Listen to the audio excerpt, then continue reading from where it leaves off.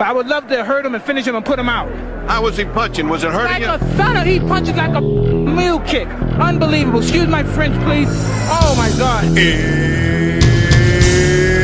It's time! You're listening to the Cage Nation TV Prizefight Podcast. Coming to you from the Coastal Cameron Studios in Wilmington, North Carolina. Are you ready? Here's your host, the big fella, Albert Cameron. Let's get it on!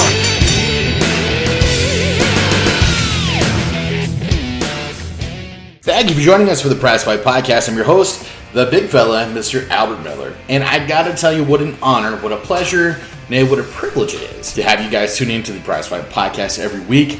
This week on the Prizefight Podcast, well, it's more the same reasons why the Prizefight Podcast from Cage Nation TV, the original Cage Nation TV from 2013, is your favorite podcast. This week, we're going to be talking about something. We're going to be talking about last year. I made some recommendations, I made some predictions, some prognostications, if you will, about how 2017 would happen, about how it would go down, and I thought it'd be air appropriate to sit down with those predictions, see how on the money the big fella really was. So we're going to be looking at 5 predictions I made in December of last year, see how on the money we are, and maybe have some hopes and well wishes for the next year. We're going to take a quick break. Don't go nowhere. It's the Prizefight Podcast. Weight cut management is one of the biggest hurdles that a combat athlete will endure as they prepare for competition. Our friend Sheena Lee believes wholeheartedly that Plexus is just the supplement that could give you the boost that you need for body weight management. Plexus is all natural, GMO-free, and gluten-free. One pink drink a day and you are off and running. Find out what Plexus can do for you by visiting facebook.com/slimdownfuelup. Or by sending Sheena an email at slimdownfuelup@gmail.com. Again, that is facebook.com/slimdownfuelup or slimdownfuelup@gmail.com. Get a hold of Sheena today and let's find out what science can do for your next weight cut. Welcome back to the Prizefight Podcast. Of course, I am in your debt. You guys join me every week. I appreciate each and every one of you guys who listen, who follow, who just show support. For me, it's all about supporting combat sports. It's always been that way. I'm going to take a quick second before we get into this and just get really real for a second. It's been 10 years since the first MMA boom kind of came down quietly. The first MMA boom, of course, was 2005 with the advent of Griffin versus Bonner. And then for 2 years, television stations, pay-per-view buyers, they were just grabbing up anything that's MMA related. And then after those products couldn't deliver, well, then it all just kind of fell flat. And it's in those peaks and valleys, the ups and the downs, we find out how much we really enjoy the sport and what we really enjoy the sport for. This year alone, I think it's been a real challenge because there's so much sea change going on, and it's not good sea change. There's a lot of opportunities for improvement, of course, on all fronts. And I mean, I'm not trying to single out any one in particular. I'm not trying to say that the UFC is doing anything bad or that Bellator is doing anything right or that X, Y, or Z. What we have, though, is we have inconsistency in the weight divisions. I've been very vocal about Conor McGregor and how his tactics have completely left the UFC featherweight and now the lightweight division is completely in the lurch. In his next fight, we're talking about versus Manny Pacquiao. And I mean, that's great for him. I mean, if Conor McGregor wants to be a boxer, that's fine, but vacate the title. Let the world move on. I mean, essentially what he's doing is he's holding the world hostage with his tactics. And I don't blame him. You know, Conor McGregor's trying to get paid, and you can't ever fault a man for trying to make an income, for trying to improve the lives, especially because he has a young child on the way. I am all about that. But at the same time, the world is not all about Conor McGregor's earning potential. I mean, the sport has grown to the point where there's a lot more going on than what's happening in the world of Conor McGregor. And then you have things like Nate Diaz turning fights down to go into other sports. I mean, is it boxing? We don't know. But I mean, doesn't that sound kind of familiar? Like, hey, no thanks for the fight. I'm going to move on to other things. I mean, really, that sounds like thanks for the cheese. I'm retiring. I'll see you guys later. It's in these valleys that we find out what we really love about the sport, and we need to go back to that. And I'm saying that because I think I kind of struggled with keeping a hold of the love myself. I mean, that's why I wasn't fighting extremely hard to try to produce auxiliary content while the Thanksgiving holiday was happening. I mean, I remember sitting at press row at Bellator being like, man, if I didn't produce another episode of the Prizefight Podcast or do another episode of Cage Nation TV again, I'd be okay, because I was sitting in press row at Bellator, and, you know, I got to see a big fight that was on TV so close because of something that was built on the backs of a couple friends who thought it'd be cool just to do it. And I mean, that's exactly what Cage Nation TV was.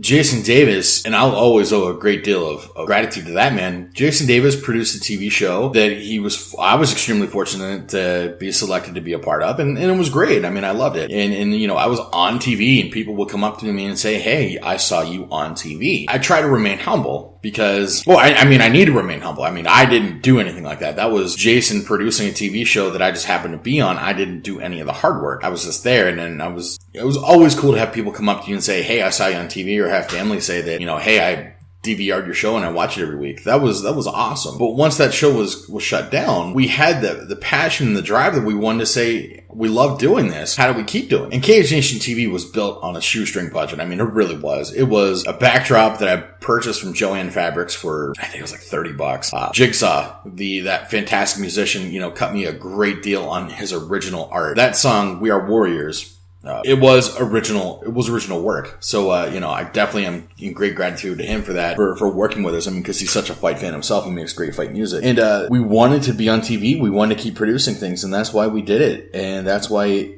we worked so hard at it. And there would not be a Cage Nation TV if it weren't for promotions like, Gladiators of the Cage and Pinnacle FC, Valley Fight League. Cause without the fighters, there is no product. We do not sit down to watch, flashy segments about stuff because they're produced well. We get together and we watch fights. That's what we do. That's why it's so important to us. And without all that, there's nothing. So, definitely big thanks to the promoters for creating a platform for guys to fight so that we can continue like that. And if it weren't for the tremendous hospitality of guys like Pinnacle and Gladiators of the Cage, we wouldn't have been able to get it launched. Altuna's fight scene, was down to complete devastation. They were putting on one event every 6 months. We couldn't have sustained on that. There's just too many other outlets to survive alone on global and national content. We wouldn't have survived.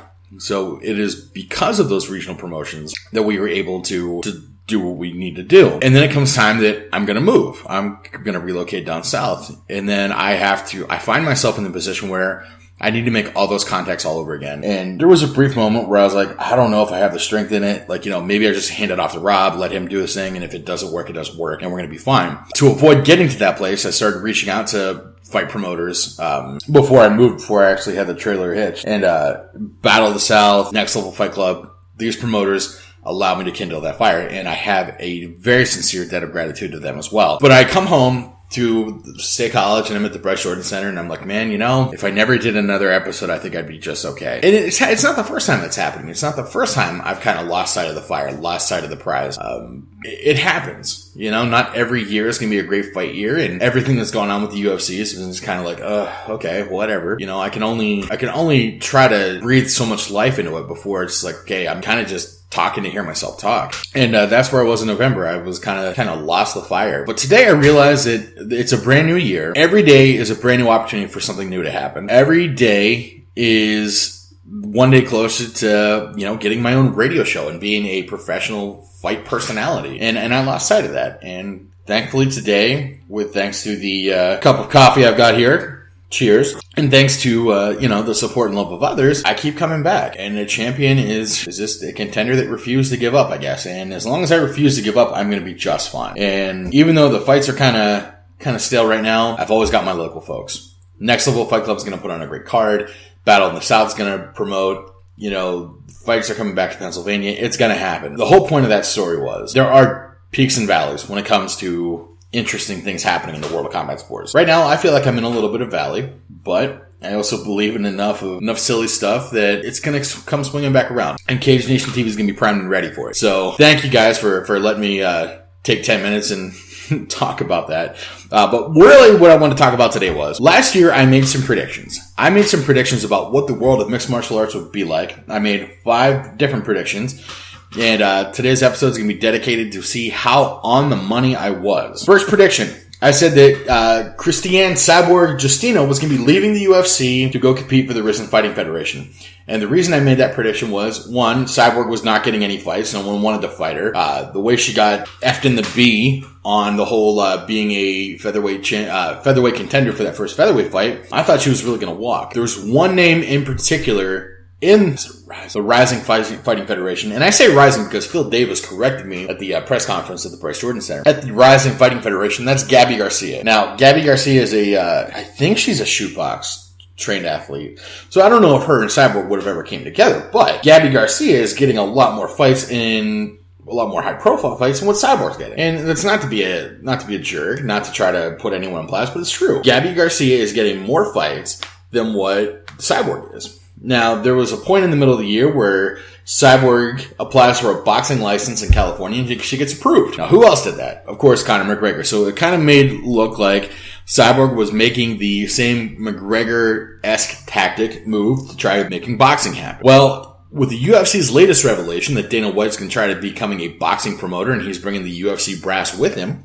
maybe Cyborg is just going to be one of the first women to compete under the UFC boxing banner. And I'm going to be watching that very closely. I'm kind of curious as to how that's going to happen. I made mention that it didn't look good for me on my end, that whenever you start walking away from your core competency, whenever you start saying, this is what brought me to the table, but I'm going to go in this direction, especially when you're that high on the food chain, it never ends well. Of course, I'm talking about Yama pit fighting. I'm talking about the International Fight League. The history speaks for itself. The proof is in the pudding. So Cyborg is not leaving the UFC. She, will be, I don't know, it hasn't been announced, but she might be competing for the UFC's boxing division. That'll be interesting to see. But I have a theory that Cyborg was born 10 years too soon. If Christiane Cyborg Justino had started fighting 10 years later, whenever she didn't have to compete against anyone, she didn't have to take the fight she did, I think Cyborg would be in a much better spot to be a contender these days where she'd be in a lot more heated competition and she wouldn't have to struggle for these fights. Maybe it would have been Cyborg knocking Ronda Rousey out instead of Holly Holm. Or,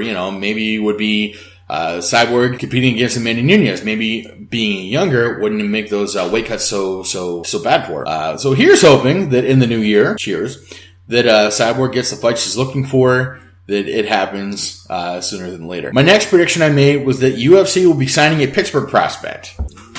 So on the first prediction I made, I was wrong. Cyborg did not quit the UFC. Did the UFC sign a Pittsburgh prospect? Well, not in the way I was expecting. So my hopes was that a guy like a Mark Cherico or a guy like Dan Kakuta, Kama Worthy, will be signed a UFC contract. Now, Mark Cherico did appear on Dana White's Contender Series. That did happen, so I wasn't blatantly wrong. But what I was hoping for was something where, like, one of our Pittsburgh boys was going to get picked up in the heels of Cody Garbrandt being as successful as he was, and didn't happen. Now, here's what also makes me not inherently wrong. When I said Pittsburgh, I was thinking guys who have been on Cage Nation TV. Guys who have been on Cage Nation TV did get signed to the UFC. Alan, the Pretty Boy Crowder, one of my Southern homies, he did get signed to the UFC heavyweight division. He competed on Dana White's Contender Series. Dana White acknowledged, hey, we need heavyweights. And Alan Crowder got himself a contract. His first UFC showing didn't go the way he wanted. But all the great UFC champions, all the great UFC veterans have dropped a loss somewhere. And if you get it out of the way early, no doubt in my mind that the Pretty Boy Alan Crowder is going to be coming back in a big way. So I was half wrong on that one. So let's say I got half a point on this one. Out of a possible 5, I got a half a point. The prediction after that is that the boxing is going to have a great year, and I am saying I was absolutely right on that one. Boxing did have a great year, if for no other reason, McGregor versus Mayweather. But let's look at all the great boxing that has happened naturally. Canelo Alvarez versus Triple G. The fight ended in a draw, but it was still, a good fight that was talked about. I mean, the pay-per-view numbers were big. Anthony Joshua making big defenses. Vasily Lomachenko did big numbers last night. Bill Hutchinson was on that card. There's been a lot of notice about boxing, and I've been keeping my ear to boxing a lot more than I have in years past. And there hasn't been as much static about boxing than there has been before. So while the UFC cards are getting some negative review, boxing cards haven't been. And that's not saying it's not going to turn around, because 10 years we were ready to declare boxing dead. Boxing's not dead. Boxing's doing really big things. Al Heyman and Premier Boxing Champions, I think, is doing fantastic, wonderful things. So, yes, boxing had a great year. Manny Pacquiao's talking about fighting Conor McGregor. And Conor McGregor, let's be completely honest about what that is. Conor McGregor is one of the biggest personalities in all of combat sports. We think about all the great names. Muhammad Ali, I'm the greatest. Mike Tyson threatening to eat someone's children in the middle of the ring. Conor McGregor is now having beef with the Irish mob, which I will not confirm exists. I've just heard stories. I don't know what the organized crime situation in Ireland is. I have no reason or ability to verify their existence. As far as I'm concerned, all the crime in Ireland is completely unorganized and has no anyone pulling the strings. That's my official statement. But if there were an Irish mob, Conor McGregor may have drawn the ire of such. So, That's more than what Tyson and Ali did, if you really think about it. I mean, Tyson did some pretty ballsy things, but he never drew the ire of the mob. Mike Tyson never messed with the Gambino crime family. It didn't happen. So in that regard, Conor McGregor, if he does identify as a boxer, drew some incredible spotlight on himself. So I'm going to say yes, I was absolutely right. Boxing had a fantastic year in 2017. When we come back, we're going to talk about the UFC light heavyweight division and the UFC's women bantamweight and featherweight division. Don't go nowhere. It's the Prizefight Podcast. Hey everyone, while we're taking a break, we just want to remind you that right now we are looking for new people to join the Cage Nation TV roster of creators. We're looking for creators who have a fight circuit close to home, who have a sincere passion for combat sports, and would like to help us bring new territories to the forefront of our coverage. For more information, visit www.cagenationtv.com/opportunity/pioneer or send us an email at cagenationtv@gmail.com. Welcome back to the Prizefight Podcast. I'm your host, the big fella, Mr. Albert Miller, and thank you very much for coming back and tuning in with us. I gotta tell you guys, I feel a lot better after kind of sounding off at the beginning of the show. I feel like a relief, a release almost. Like, it's good to talk to people, and I think the moral of that story is, if you're going through some stuff, talk to someone. If you need the help, get it. I think far too often we, try to kind of tough things out, and sometimes just the act of saying what the issue is just makes you feel a lot better. Today we're going to be closing out the Prizefight Podcast with my last two predictions and some well wishes as we're getting down to the last couple episodes of the Prizefight Podcast for the year 2017. My second to last prediction was that the UFC is going to crown a new light heavyweight champion, and we're not going to expect it. I was wrong. So if you're keeping track, I was wrong about Cyborg leaving the UFC. I was kind of right about UFC signing a Pittsburgh prospect. So that's, and I was right about boxing having a great year. So I've got a 1.5 points out of a possible 5. Well, now it's 1.5 points out of a possible 4. So what made my prognostication a little off was I was not expecting John Jones to have the immediate impact that he was. I really thought that someone was going to come out from be a dark horse, be a sleeper contender, and really take it to Daniel D.C. Cormier.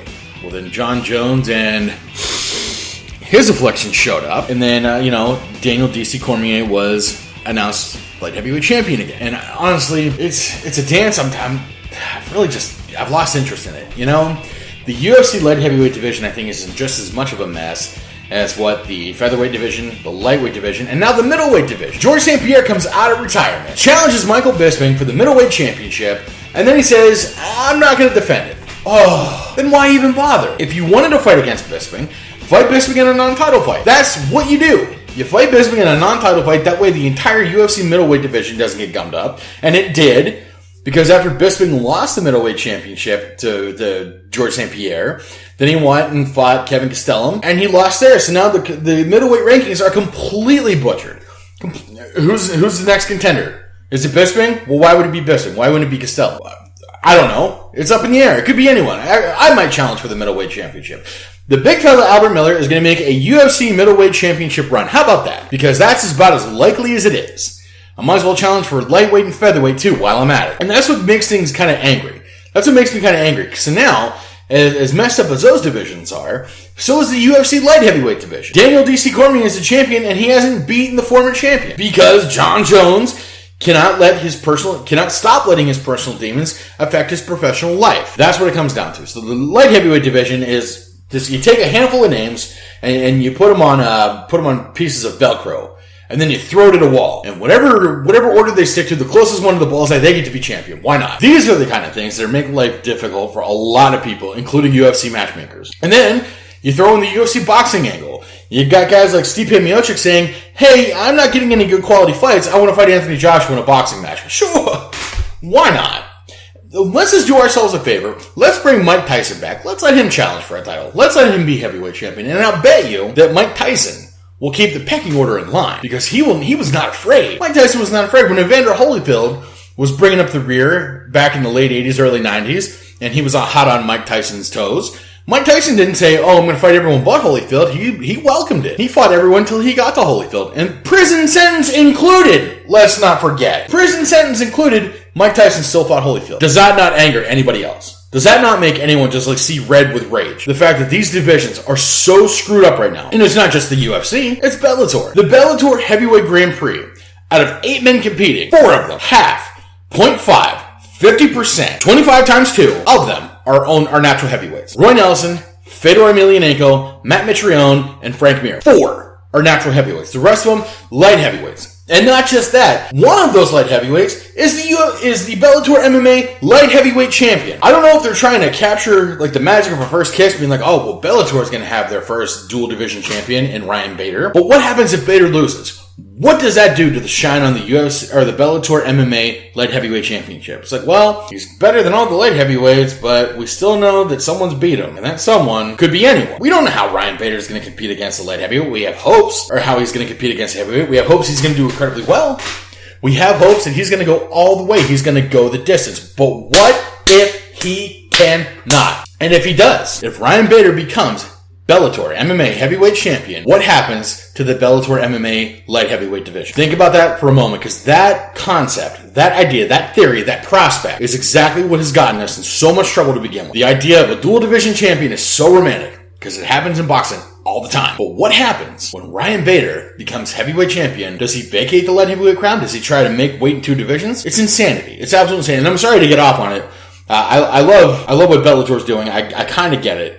It's just making me angry because 4 divisions now are left in the lurch because of improper championship management. UFC lightweight, UFC featherweight, UFC middleweight, and now UFC light heavyweight. 4 different divisions. The majority of the divisions in the UFC and MMA competition are now left in the lurch because we're just going to let guys compete against anyone. That's what's happened. So was I wrong about the UFC light heavyweight champion? Absolutely, but that's because I'm trying to think logically. I'm trying to put things in a semblance of order. I'm thinking that Daniel D.C. Cormier is going to fight new contenders, not an old contender in John Jones. So that one's wrong, but I don't think that one had a snowflake's chance in hell to begin with. So far, I'm 1.5 out of 4.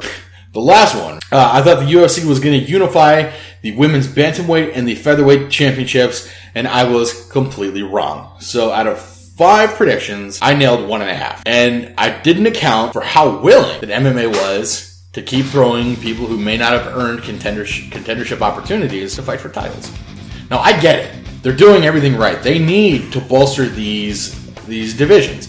They need featherweights. They need bantamweights. They need strawweights. They need atomweights. I mean, if we're going to pull from Invicta, they need women's middleweights. They need to bolster these decisions, but maybe it would have been a better opportunity to have a 140-pound champion as opposed to letting 2 divisions struggle. So I was completely wrong on that one. I think Cyborg's going to be... if she's not doing boxing, she's going to start taking names is what's going to happen. But even the bantamweight division is all a mess now. So I'm completely wrong. If we take nothing away from the Prizefight Podcast today, let it be this. Let it be, we need to watch our divisions. We need to keep in order. We need to pay attention to rankings and contendership because what we're doing right now does not work. It is madness. It is mayhem. This is exactly why fighters are trying to unionize. Because a guy who has won 10 fights, who should very well be number 1 contender, is not. And why? Because who knows? Who cares? So if we learn nothing from the Prizefight Podcast today, it's let's keep some things in order. The UFC is the largest MMA promoter in the world for a reason, because there was reason to keep coming back and watch. If any Joe Schmo is getting a title shot, what's the reason? What is the purpose to keep watching these fighters trying to be contenders if there's no idea of when they're going to get a title shot? That's why we watch a lot of fights, because there's that drama involved. There's that lion heart kind of thing going on. Next week on the Prizefight Podcast, we're probably going to do a year-end countdown of some sort, but I don't know. I haven't decided yet. Make sure you pay attention to CageNationTV.com. We got the return of the Friday 5. We're trying to bring back the North by Southeast prospect report. And I'm really getting my ass in gear is the long and the short of that. Thank you guys very much for listening to the Prizefight Podcast. Of course, I'm your host, the big fella, Mr. Albert Miller. Yes, the same Albert Miller that graduated 2003 from the Shannon Valley Junior Senior High School. Tell your friends. Until next time, ladies and gentlemen, fights, camera in action. Thank you for tuning in to the Cage Nation Prizefight Podcast. All rights reserved. 2016 to 2017 Planet Aries Sports. The Prizefight Podcast is part of the Cage Nation Broadcast Network. For more information, visit www.cagenationtv.com.